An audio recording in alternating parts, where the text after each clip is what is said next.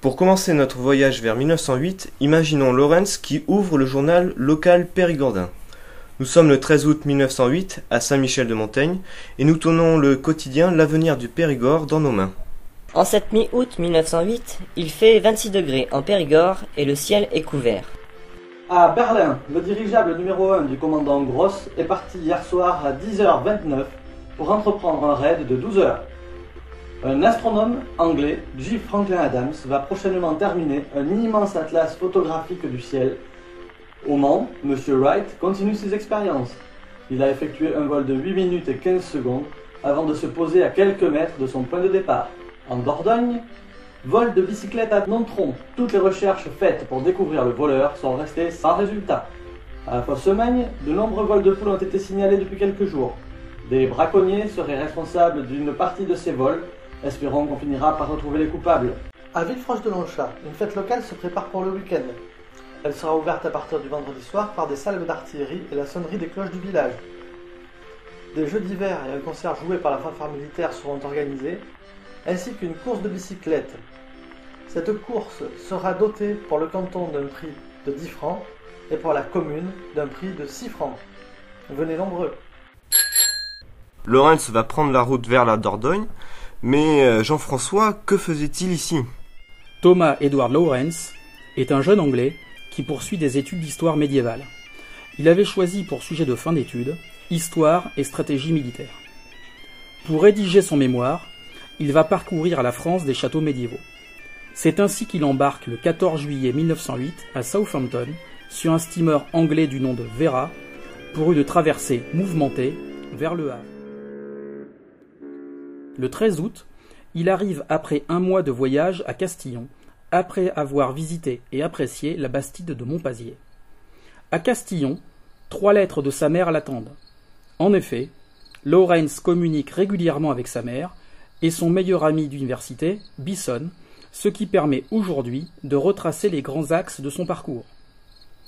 À propos de Castillon, il va écrire à son ami Bisson « Ici, rien à voir. » En effet, à part la porte de fer, vestige de la ville médiévale, il ne reste pas de témoignage architectural de cette époque qui aurait pu intéresser Lawrence. Mais savait-il que quelques années auparavant, Léo Drouin, aquafortiste passionné de patrimoine, avait retrouvé avec l'aide d'arpenteurs les fossés dans lesquels était retranchée l'armée française. Aujourd'hui, vous pouvez voir le schéma de cette bataille au monument Talbot où une table d'orientation a été installée. Lawrence décide donc de faire quelques kilomètres pour aller voir les demeures de Montaigne, visite qu'il va énormément apprécier. Voici un extrait de sa lettre à son ami Bisson. Montaigne, domaine et château du plus grand homme de tous. Il va sans dire que c'était un privilège pour moi de voir ça. La tour, qui était sa librairie, est restée telle qu'elle, bien que le château ait été reconstruit. J'ai trouvé extrêmement intéressant les lieux qu'il décrit. Lawrence indique ensuite qu'il rejoint Périgueux par la vallée de l'Isle. Ce qui est également étonnant, c'est de l'imaginer à la bicyclette, non? Lawrence est un familier de la bicyclette et il la pratique déjà en Angleterre avec son père. En 1904, il va même participer à une course sur 3000 mètres et il va finir à 3e sur 15 participants.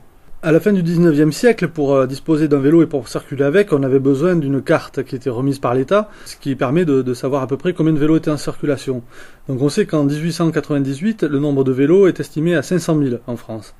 Et il passe en 1908, quand Lawrence arrive ici à Castillon, à 2,5 millions de vélos. Et en 1914, ça passera à 3,5 millions. Donc Lawrence fait partie de cette énorme communauté qui se sert du vélo pour se déplacer. Et il débarque donc au Havre avec sa bicyclette, qui est de marque Maurice, qui a un guidon recourbé, qui a une roue libre. Et il dispose de quelque chose que peu de vélos ont à l'époque, c'est un système à 3 vitesses et un grand braquet au développement exceptionnel. Alors ce qui est intéressant aussi, c'est ses bagages, puisque pour bagages, il a juste un panier qui est couvert de toile cirée pour pas mouiller les affaires qui sont à l'intérieur, un chapeau, une cape imperméable, il a une paire de brodequins de rechange qu'il a mis sur le guidon avec des chaussettes. Il a amené également un appareil photo, ainsi que du papier à lettres et des enveloppes pour écrire à sa mère et à son ami d'université. Souhaitons bonne route à Lawrence, d'autant que la météo annonce un temps clair sur la Dordogne avec une température de 29 degrés.